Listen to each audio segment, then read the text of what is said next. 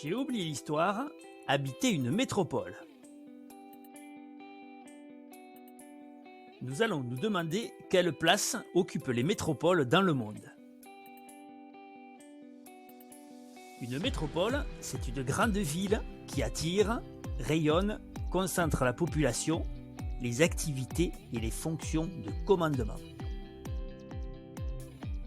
Les métropoles sont donc des grandes villes, des très grandes villes. Voici la carte des 10 métropoles mondiales les plus peuplées. Voilà par exemple la première, Tokyo au Japon, avec 37 millions d'habitants. Ces métropoles ont des fonctions variées. Voici ici la fonction politique avec la Maison Blanche à Washington. Ces métropoles ont une fonction financière puisqu'elles concentrent les plus grandes banques. Elles ont également une fonction de transport, comme ici à l'aéroport de Pékin.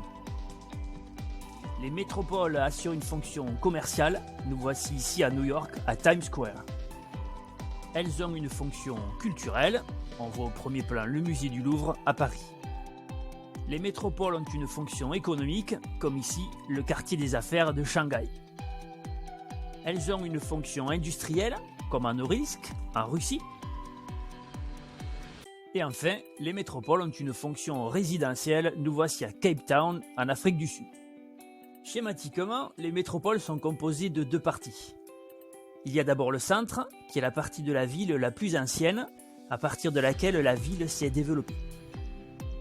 Au-delà, il y a la banlieue, c'est-à-dire l'espace urbain qui entoure le centre d'une ville. Dans ces métropoles, les habitants occupent des espaces différents selon leur niveau de vie, comme par exemple ici à New York ou alors à Bombay. La richesse ne se concentre pas forcément dans le centre, mais elle peut également être en banlieue.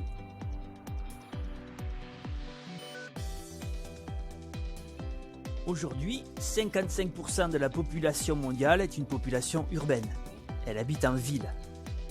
On assiste à un phénomène de croissance urbaine, c'est-à-dire une augmentation de la population dans les villes. Elle est forte dans les pays en développement et elle est plus faible dans les pays développés. Ces métropoles sont attractives et attirent une population nombreuse, car elles ont des atouts, comme le travail, l'argent, les commerces, les distractions, les logements, et elles sont connectées. Au prochain épisode, nous parlerons des défis des métropoles. Salut et à bientôt!